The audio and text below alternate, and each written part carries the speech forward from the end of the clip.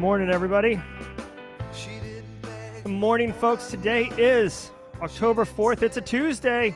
Welcome to episode 211 of Simply Cyber's Daily Cyber Threat Briefing. I'm your host, Dr. Gerald Auger, and over the next 45 minutes, I'll be delivering the top cybersecurity news stories of the day and providing expert analysis on each of those stories on what it means to you as a practitioner. So what can you do with this information to reduce risk for your organization?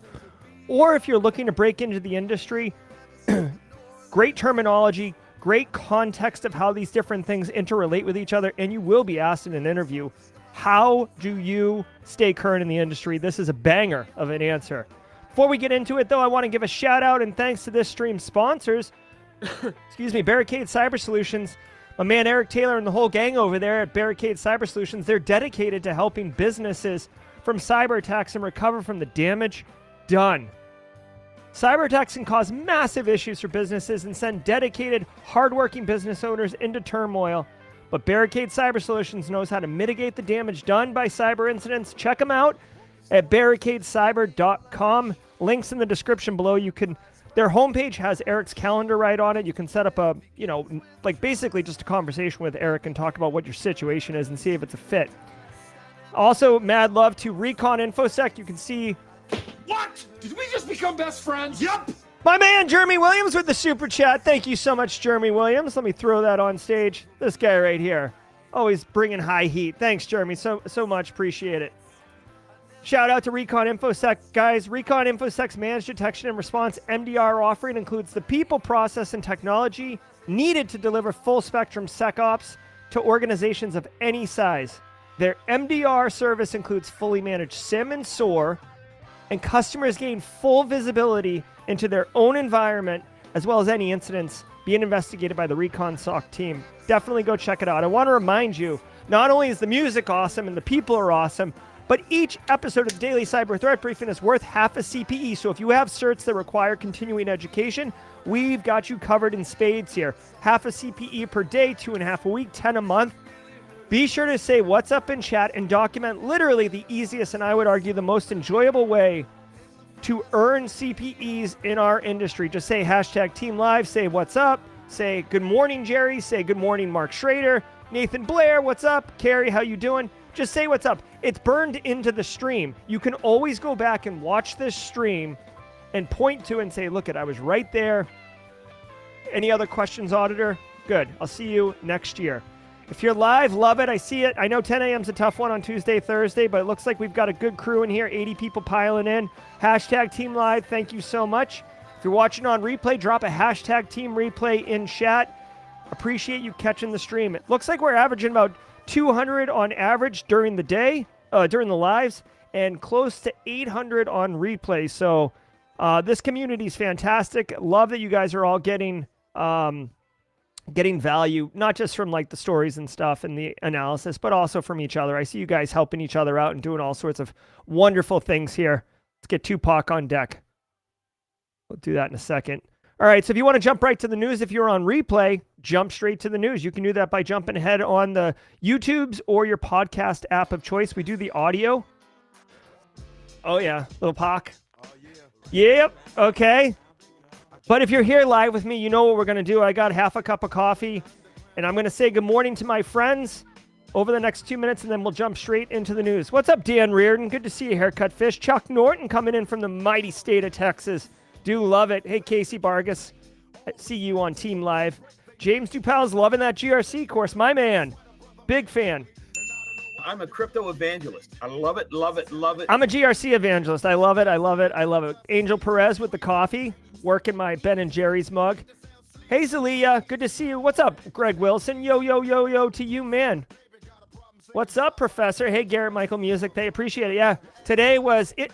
We've moved into the information espionage segment of the course that I'm teaching at the Citadel, talking about spyware, talking about Darknet Diaries, Black Duck Eggs episode. If you haven't heard that one's a fantastic episode.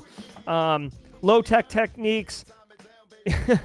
You know, guys, it's easy to convert someone to steal secrets for you. People have motivations, financial motivations, disgruntled employees, leverage, extortion. We got to cover all of it. It's not always nation state stuff. Sometimes it's big tech secrets. Just Google Rivian battery. See what happened with Tesla and Rivian. Arizona in the house. What's up, Alsa Tibbet? Coming in from the UK, I think. All right. Matt McDaniel with the coffee crew. Darknet Diaries is good. I do not record the class, Jeremy. It's Citadel cadets only. But I have been flirting with the idea of making a course similar and just releasing it. Because I've been teaching this course for like 4 years. Like I know. I mean, I just know the curriculum. Hey, Leah Joms. Love it, love it, love it. Dominican in the house. Leonardo coming in strong. Guys, I teased it yesterday. I wore the Recon InfoSec shirt today to remind me. At the halfway point, I've got a really cool Recon InfoSec update for you guys. They're launching a new program, and I'm going to be involved with it. I want to show it to you, tease it out a little bit. We've got a lot going on. Guys, teaser alert, okay? We will be doing raffles all week next week, okay? I've got a video that I did with Eric Taylor dropping on Monday. You may have noticed that videos are dropping all the time now on Simply Cyber. Next Monday, we got a produced video coming out, and there will be a raffle kind of tied to it throughout the week. So you'll not want to miss next week. I will, as always, Team Replay, you will get your love. I will make sure that you have an opportunity to participate in the raffles. I see you, Team Replay. We'll take care of you, okay? All right, that's going to do it for this. Stay tuned for the... oh, hey, what's up, Nigeria in the house? Saidu. Paul Oluwatobi. Good to see you, man. Carl, Ron, smash that like button. Yeah, actually, guys, hit the like button since we're about to kick this off. If you got 2 seconds, I really think it is pushing it up into the stream. All right, guys, the coffee's locked and loaded. Tupac's got his chills going. Let's get into the news of the day and have a good time. Sit back, relax. Let's do it.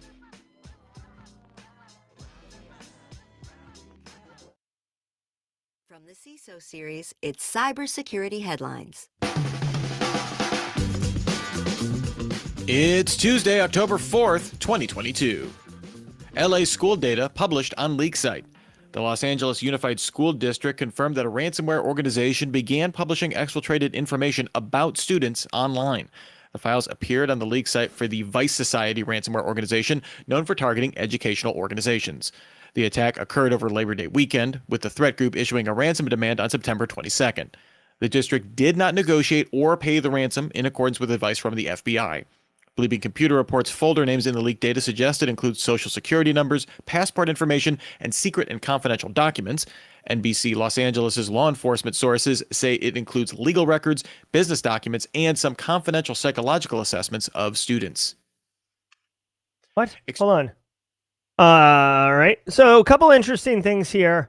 One, we just saw yesterday or maybe last week, I can't remember, a story about how I think it was yesterday, threat actors are now moving towards not even encrypting the data, just straight up exfil and then deleting. And you know, I had speculated that it's because they're not getting paid for the ransom anymore, right? Or there's a downtick in it. We're seeing right here the FBI, the LA County school system hit by Vice Society ransomware a couple weeks ago. They've obviously been working through this, you know, compromise basically, and refused to pay the ransom by the guidance of the FBI. The FBI will advise you all day, every day, not to pay the ransom because you're basically promoting further ransomware attacks because the money will be there. Obviously, there's all sorts of things that we can do with cyber insurance to cover the cost of lost business, recovery, all these other things. Vice Society doing what they need to do, like following through on their threat of releasing the data. The data has been released.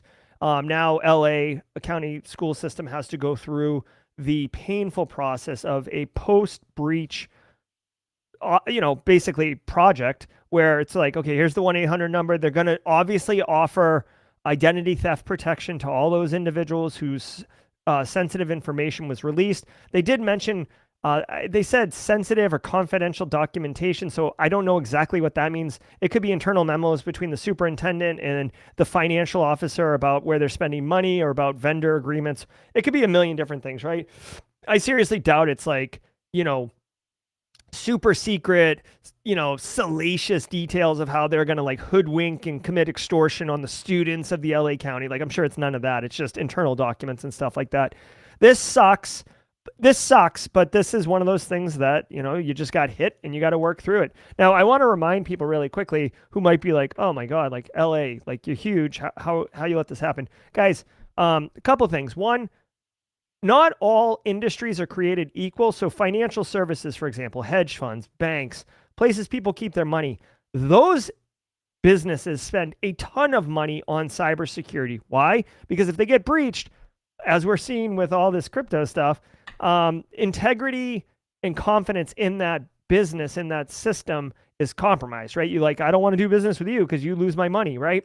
So they spend a ton of money. Now you go down the path and you look at like education or state and local education, like SLED, they don't have any money, right? Like the money that comes into the county or to the city or to the town or to the state, that's all like taxpayer dollars and public public grant money and stuff like that. But it's not a lot of money, and you've got to spread it between new roads, new bridges, paying DPW workers, community projects, building a garden, all this other crap. And then, oh, by the way, running IT, and on top of running IT, actually securing the IT. So by the time by the time the birthday cake in the corporate office gets to cybersecurity, it's like you might have a corner piece that someone's kind of like carved all up, but you're not getting the centerpiece with like the extra frosting and like the little rose on it, right? You're getting this, thing on the side that might not even have cake in it. It's just like straight frosting, right? So those people are doing the best they can with the resources they have. So I'm not surprised that they got hit. And basically they're just having to work through it. This is a perfect, like if you're new to the industry or whatever, what's happening to the LA County school system and the Vice Society gang and how each step of the process has kind of not executed, but like how this story has unfolded with all the steps and responses and everything. This is a perfect case study on ransomware and victims in 2022. Right? They're not paying the ransom. They've got a communication plan on how to go out. Vice Society is publicly leaking. They've got a public Telegram channel or something, or a Facebook post or whatever they're doing, and they're notifying out on what they're doing. CISA is involved. This right here is a perfect case study on ransomware and the complexity of the victim and the operations of dealing with a ransomware incident in 2022. No doubt. Exchange zero-day mitigations bypass. Yesterday, we discussed the disclosure of 2 actively exploited Exchange zero-day vulnerabilities. Microsoft did not release patches yet, but did put out mitigations for on-premise services. Now, the security researcher Zhang published a way to bypass these mitigations with little effort. Essentially, Microsoft calls for a URL block through IIS Manager. Researchers found Microsoft's advice too specific and could be easily routed around. The Exchange flaws do require authentication of an attacker, so they remain difficult to fully exploit. Okay. So here's the deal. 2 things. One, as this is like, guys, this is the one I told you that if you're running on-prem Exchange, like you should pause the stream and go make that a priority. And in reality, with all due respect, you've known about this since last Friday, and you have been working over the weekend to address this thing, right? And if not, if you're running on-prem and you're just hearing about this now, you need to join the daily cyber threat briefing more often. Like this is red hot story, and this is something that's serious. Microsoft released a mitigation. Obviously, this story is reporting that it can be bypassed fairly easily. Guys, here's the deal. You should move off Exchange on-prem to Exchange Online Protection, even just as a stopgap. You can run your own proprietary mail servers on-prem if you're like super concerned about security or whatever. There are options. The root problem here is that Microsoft Exchange on-prem is a risk, and you shouldn't be running it. Okay, so simple as that. Obviously, these band-aids they're putting on are getting ripped off by threat actors. Active exploitations happening. If you're running Exchange on-prem, you should do a couple things. One, you should obviously prioritize getting to Exchange Online Protection. 2, if you're running, and Gossi the dog pointed this out, so this isn't like my original take, but if you're running in a hybrid format, so some organizations will have Exchange Online Protection, but they'll also be running Exchange on-prem, and they'll sync them, okay? You're still at risk if that's the case. Here's the litmus test. If you're running Exchange on-prem in any capacity, you're at risk, Period. End of story. Okay. Second thing, you should definitely look for indicators of compromise, guys. You don't know if you've gotten exploited or compromised if your exchange is owned without validating it, right? Like I don't know exactly. Like there's obviously processes you can look for, or logs and whatever of indicators. Maybe if the threat actor takes it over and starts doing some stuff, you might see some exfil. I don't know, but you need to make sure that A, you're moving towards remediating this issue, and then B, that you haven't already been compromised. And if you have no logging in place, if you don't know whether or not you've been compromised, you've got a bigger problem. And that's when you actually might want to call somebody like Barricade Cyber or Recon InfoSec. That isn't even a market plug. That's like literally, if you don't know, you need to know, because this is serious. Like threat actors, it's trivial to use Shodan, which is a search engine that basically searches the whole internet looking for stuff, to use Shodan and in like 10 seconds find many of these compromised servers. And then it takes another 10 seconds to like exploit them, right? I don't think that there's public exploits out, but if you're an advanced, sophisticated threat actor, you probably have some in-house ones. Again, this is, important. Also worth noting, as I mentioned before, I can't emphasize this enough. Gossy the dog. Is it Gossy the dog? I shouldn't be doing this straight URL, but this guy right here, Gossy the dog, this is a must-follow Twitter account if you work in the industry, especially if you are like IT and matrixed and responsible for doing things like this exchange deal, or if you are SecOps, right, a blue team person. This dude, I would love to get this guy on Simply Cyber just to interview him and stuff like this. He is a community service champion, and he does all sorts of stuff. But he released like a video last night. He posts a lot, but he released a video last night talking about like, hey guys, you got to know these things about it. You can see here, like I'm just scrolling here, just scrolling. I didn't look at this. Here's 24 IP addresses scanning for proxy not shell. So he's using gray noise to find these threat actors. So you could take these IP addresses and block them, right? I don't know if the ones scanning are necessarily the ones that would be attacking you, but you can see there's tons and tons of information in here, and a couple memes. This is the video I watched last night of Kevin giving some quick thoughts and things that you can take action on right away. So this guy right here, absolute must follow. Supreme Court will look at the legal protection for apps and services. The Supreme Court will look at two cases. Gonzalez versus Google involves attempts to sue Meta, Google, and Twitter, alleging that YouTube knowingly permitted terrorist content in its recommendation system, violating laws of supporting terrorism. An appeals court found Google was protected under Section 230 of the Communications Decency Act. Meanwhile, Twitter versus Tamna also involves a similar terrorism-related case, but an appeals court did not determine if Section 230 should apply. It's likely the court will take up Section 230 in both rulings. Yeah, so let me actually share this link. So this is the link to Gossy the dog. I saw people in chat wanting this. This is the link to this individual right there. It should go to, it went to the YouTubes. It doesn't look like LinkedIn got it. Sorry, LinkedIn. You can see it in the chat though. Gossy the dog. All right, so this story, Supreme Court ruling. It's kind of interesting. So the challenge here is that, like, at what point do the social media platforms become complicit or aiding and abetting? Thanks for the sub, Syed. Aiding and abetting on malicious content, right? So like, let's take it to the extreme. Like the people who host the 4chan servers where there's a lot of like, content that would be considered, very extreme.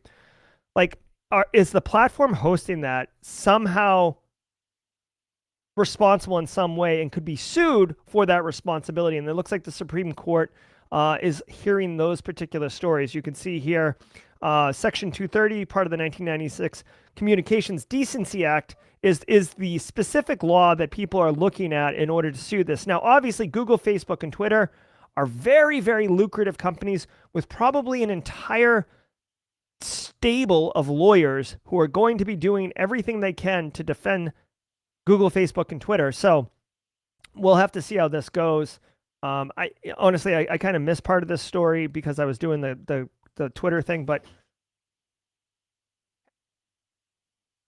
so anyways, when it gets to the Supreme Court, obviously we're talking about like precedent setting legislation. So keep an eye on this one. Meta to swap mobile Facebook's in-app browser. Meta announced it will change the underpinnings of Facebook for Android's in-app browser.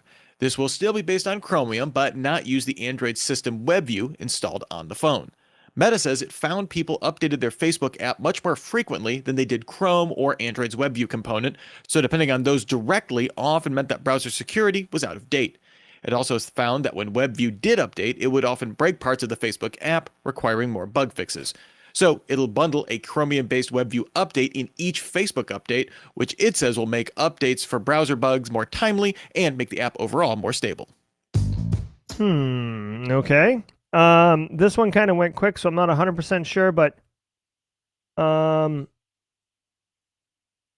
okay. So, all right.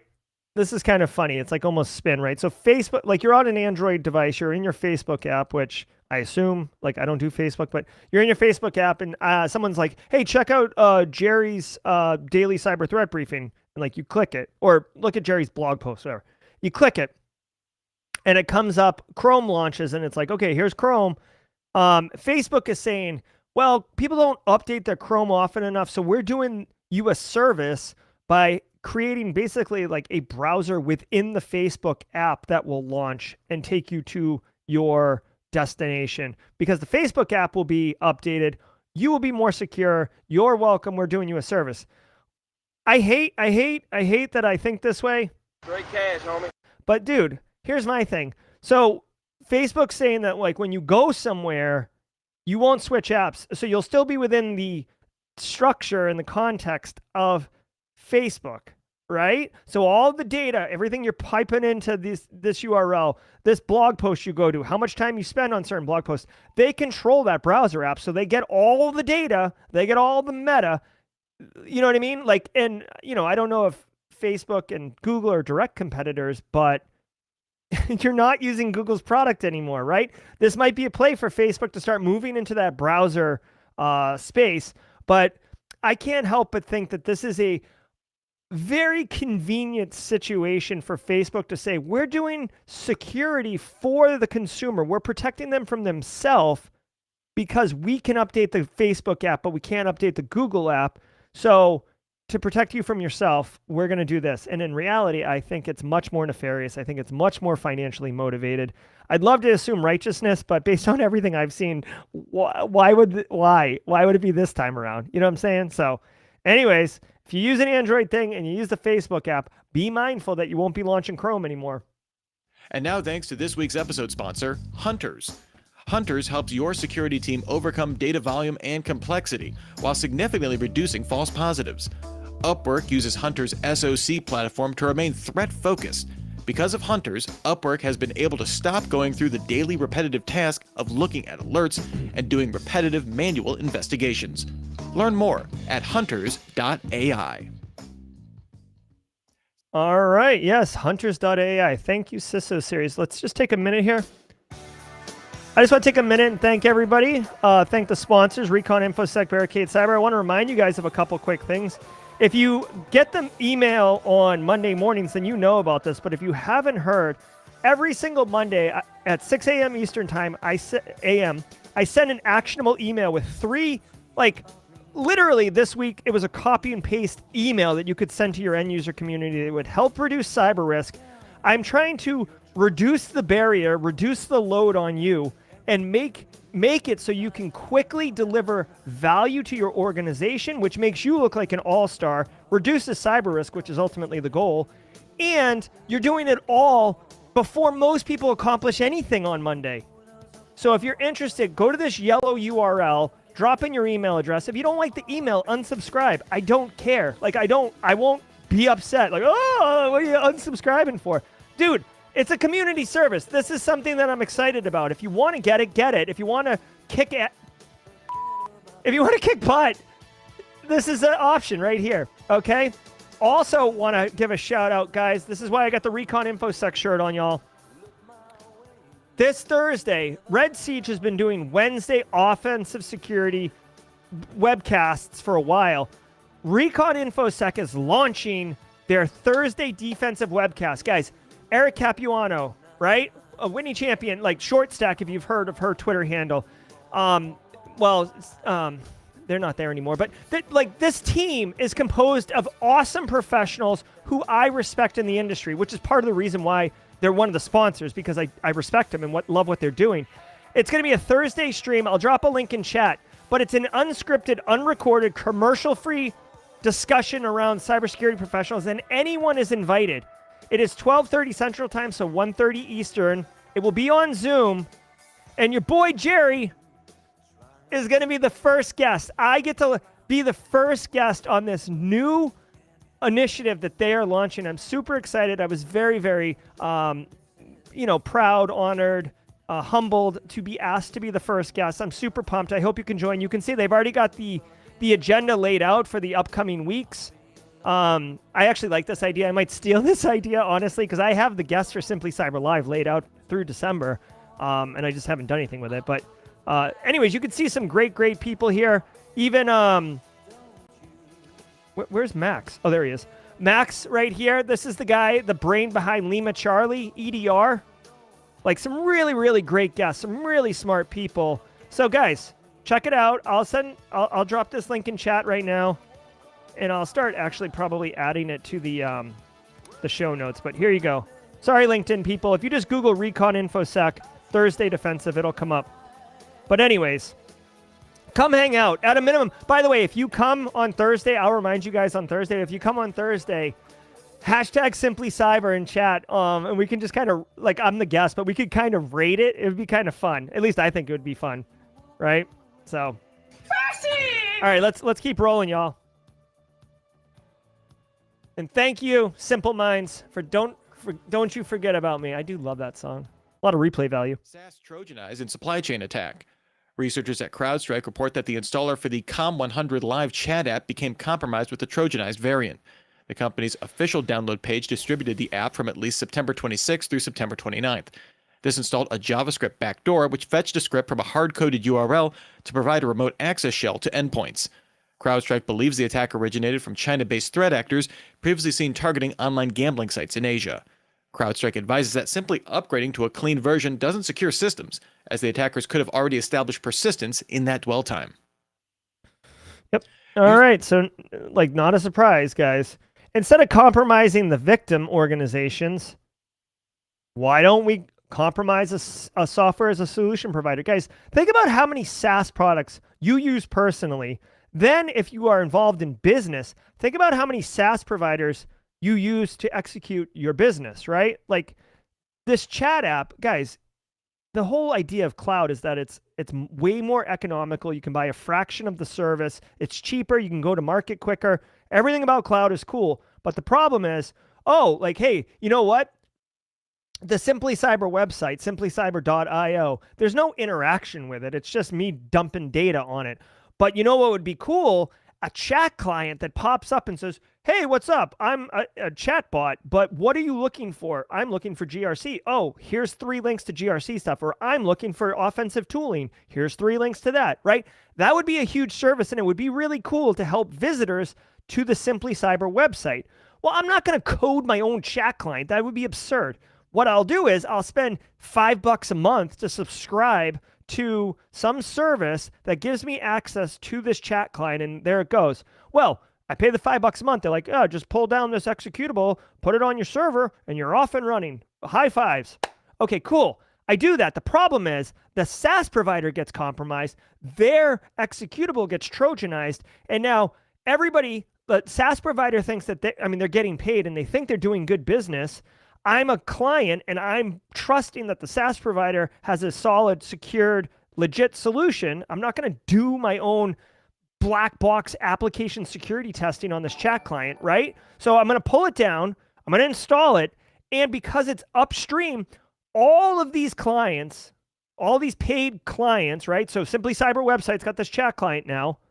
All of them are infected, and the upstream threat actor absolutely wins because basically the SaaS provider unknowingly is distributing my malware for me. And I'm basically sitting on top of their authority, the trust that they have built with their clients to convince people to willingly install my malware everywhere. Now, again, you'd want to focus on SaaS providers that serve a certain industry. So in this case, they talked about the gambling industry. So maybe there's chat clients that specialize in online, poker, online slots, where like the knowledge base behind the AI bot is smart around gambling terms. And hey, does a full house beat a straight flush? Like, you know what I mean? Like, that knowledge base might be specific. So hey, why don't we target those guys?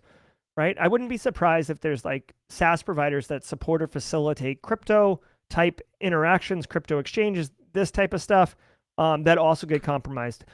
Final thing I'll say about that, this is a legit supply chain attack example. You might want to bookmark this one. If you need a second one just to have some compare and contrast, we just saw one the other day where Zendesk was compromised for a video game company, not Rockstar Games? No. It was one of them. If you do Zendesk supply chain attack video game industry, which I will do right now, it was one of the big ones, but it wasn't Rockstar Games. It was the companies that do like NBA 2K2 or whatever. It's another good, it just happened like last week. It's a perfect case study. 2K Games. Okay? 2K Games. Google that one. You'll have a great little repo if someone calls on you. In Chrome's application mode for phishing. Chromium-based browsers feature an application mode, which lets developers create web apps with native desktop looks, hiding the URL bar and displaying a favicon in the taskbar. The security researcher Mr. Docs demonstrated this being used to create fake desktop login forms. This involved using a .lnk window shortcut to spoof a Word document.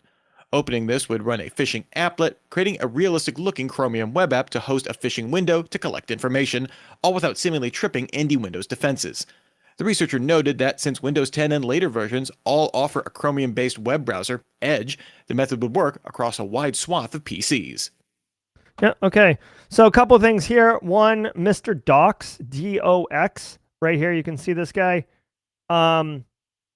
He regularly puts out really good security research. Like anytime I've heard this guy's name, I assume it's a male because of the Mr. Anytime I've seen this guy involved in the news, it's always really good security research. I'm going to drop this link in chat too. Like if you hear Mr. Docs, you should definitely like perk up because this dude only does good stuff. So what they're saying here basically is that threat actors are unable to push macros because macros got disabled, which was a huge attack vector. So now they've pivoted and started using different techniques, LNK files, everything like this. If they can get you to launch like an HTML or HTA file, they might be able to get you. And because now the functionality is to make this on your computer, application look like a web browser, it fools the end user into thinking that they're going to the website, but in reality, it's just a local lookalike phishing web page. Guys, this is one of those ones where it's like, yes, the approach changed, but the fundamental attack, the spoofed login page, remains consistent. They're trying to trick you into typing in your creds into a website that is not actually what it looks like in order to steal those creds, okay? Basic 1, 2, 3. Just be mindful of this. This is one that you should be mindful of, and end users should be too, but I'd have to really chew on this one. This one's a little bit more technical to the point where I think it's difficult to explain clearly to non-technical end users what to look for and what the risk is. So this one, let's chew on it. Chrome extension overhaul gets a timetable. Google announced its plans to roll out a new extension platform for Chrome called Manifest v3, which will supersede v2. Chrome claims this comes with a variety of privacy and security updates, welcome addition to the usual security liabilities Chrome extensions are known for. However, it will no longer support network request modifications, meaning traditional ad blockers won't work. With Chrome 1.12 in January 2023, the company may turn off support for Manifest v2 in Canary, Dev, and Beta channels, then test turning off support in the stable channel in June with Chrome 1.15. Enterprise users will still have access to Manifest v2 extensions until January 2024. Once Manifest v3 goes stable, all v2 extensions in the Chrome Web Store will go unlisted before being removed completely in January 2024. A couple things. One, like the block list has a upper threshold limit of 30,000. I know you guys can't really see that. That's dumb. Like, why the hell do you have an upper threshold on number of items for the block list? Threat actors spin up hundreds of thousands of BS domains all the time. Like, having a cap on number of block lists is stupid. That makes no sense. Second of all, if you're using any of these extensions, they're changing the backend API call from web request to declarative net request, which means all your Chrome extensions are going to have to get updated by developers to, work correctly with this. And then again, this upper limit of, you can see ad blocking lists can be in excess of 300,000 entries. As I said, it's dumb. This makes no sense. This is so stupid. Unless this was a play by Google to basically, So this undermines security, but Kimberly, Straight cash, homie. guys, here's the deal. I hate being cynical, but check this out. If ad blocking, which many of us run ad blockers, blocks ads, and people are paying Google to run ads on sites, right? That's how Google makes money. Google doesn't make money from running a search engine. Well, I guess they do, but it's more about ads and putting specific search results that pay to be on the first page of Google on the first page of Google. That's Google's revenue model, their business model, right? We're the product and the ads are are what they're selling. So if you say that there's an upper bound of 30,000 and many ad blocking sites are up in the 300,000s, that means that those ad blocking engines aren't going to work, which means more ads will get through, which is obviously going to be a disruptive experience for end users like you and I. But what are we going to do about it? Switch to Brave? That's an idea. But my point is, we're going to see more ads, which means that Google's revenue is going to go up because less ads will be blocked because the tooling that we're currently using to block ads is going to be nerfed, essentially. So follow the money. Guys, I should get a sticker that says follow the money. Like, so many Mario coins coming at you, Google, but whatever. By the way, another thing that they mentioned here is that it's going to include significant delays in load render times, right? So now you're talking about performance, end user experience, taking a performance hit. That's going to suck. I don't know. We could be getting close to adopting Brave, y'all. Brave being a competitive web browser that's privacy focused that attempts to take on Chrome. I'll tell you what we won't be doing, Microsoft Edge. Mexican journalists infected with... Although I know Microsoft Edge is Chromium, I have PTSD from Internet Explorer, so I'm off Edge. Spyware. The Mexican digital rights organization R3D and Citizen Lab discovered that between 2019 and 2021, several journalists in the country were infected with zero-click spyware originating from NSO Group. Over the years, the Mexican government maintains it does not use spyware. Technical data available to researchers did not reveal which NSO customer launched the spyware campaign, but they said based on the journalists' work, both the government and cartels would be interested in obtaining access. NSO denied the claims of the report. Okay. So, I guess if you think for a second about the money, God, follow the money, y'all. Why would Mexican journalists be targeted? Well, cartels have a lot of money. Cartels have a lot of power.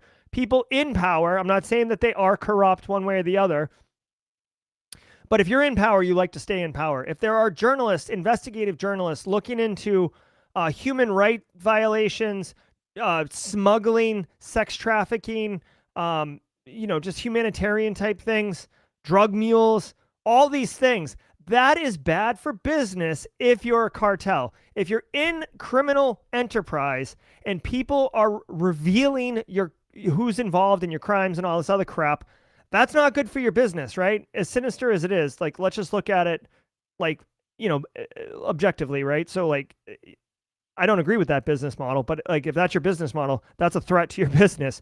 So if you got access to funds and money, you can buy something like Pegasus, NSO Group spyware, and install it with no clicks onto those investigative journalists. And now you know who they're talking to. So you know who the leaks are in your cartel, or if you have undercover DEA agents in your cartel, you know who they are, so you can round them up and make them disappear. You can find out what stories they're working on. It's knowledge. Guys, literally today at the Citadel, all I was talking about was information espionage. or industrial espionage, excuse me. And this is what it's all about. If you are playing poker, part of the thing is you don't know what the other players have. So you're making decisions based on limited information. If one person at the table knows what everybody's cards are, they have more information and they are going to make better decisions. And ultimately, they will win more times because of that information. That's all industrial espionage is all about. It's about getting access to information that benefits you in some way, either financially or, culturally or for power grabs or whatever. This is what this is. And this is the reason that having backdoors that can be government controlled to individual private citizens' devices was flipped out by privacy rights activists back during the San Bernardino shooter incident and the FBI wanting to backdoor Apple devices. Again, I'm not saying the San Bernardino thing was terrible. The FBI's reasoning at the time was logical, but this is how it could be weaponized and turned into a presumably negative way of using this information. So anyways, it sucks. Dude, tough job being an investigative journalist. You're doing righteous work, and it sucks that you have people who want to shut you down like this. But anyways, NSO Group's Pegasus software, you're a fool if you think only law enforcement is using it for righteous means, okay? NSO Group is a for-profit organization. I'm pretty sure they've moved on from this in order to kind of distance themselves, but again, this story was from 2019 to 2021. It's just surfacing now. I believe NSO Group has moved on, but anyways, so that's going to do it, I think. On the CISO Series podcast, Yep. We'll be breaking down how to be... All right, so that's going to do it for the stream. Guys, we've been nailing it with our 45-minute time frame. We're at 43 minutes past the hour. Let me just tell you guys a couple things because I have some programming notes. This is what looks like when you go to simplycyber.io/streams. You can see the URL there at the top left on the display here, simplycyber.io/streams. I just want to share this with you guys really quickly. I have some personal matters that are going to conflict with the normal operating schedule. So tomorrow, this is today, October 4th. Tomorrow is 9 a.m. So normally Wednesdays and Fridays are at 8 a.m. They will be at 9 a.m. tomorrow, so be mindful of that. Tomorrow is 9 a.m. Eastern, so my West Coast people, you get an extra hour of sleep. Much love. I hope you can join us for Team Live. 9 a.m. tomorrow and Friday, okay? You can see, this is Thursday. Here's the Friday one. Also tomorrow at 11:30 a.m., I'm doing a Threat Gen one. Normally it's competitive. We are actually going to be showcasing how to do tabletop exercises. This Red-Blue platform is actually pretty flexible.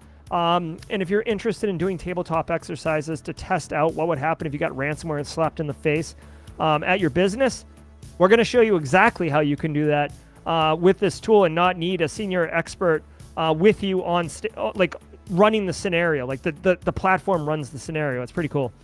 And then on Thursday, normal 4:30 p.m. Eastern Standard Time, Simply Cyber Live, we're going to have James McQuiggan. This guy's a Simply Cyber community member. Some of you have seen him. He's got dad jokes for days. Dad jokes for days.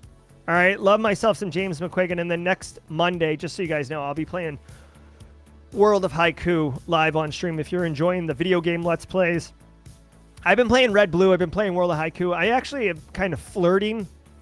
I don't have the bandwidth for this, but I've been kind of flirting of launching a second YouTube channel just for cybersecurity video game play because I think it's so cool.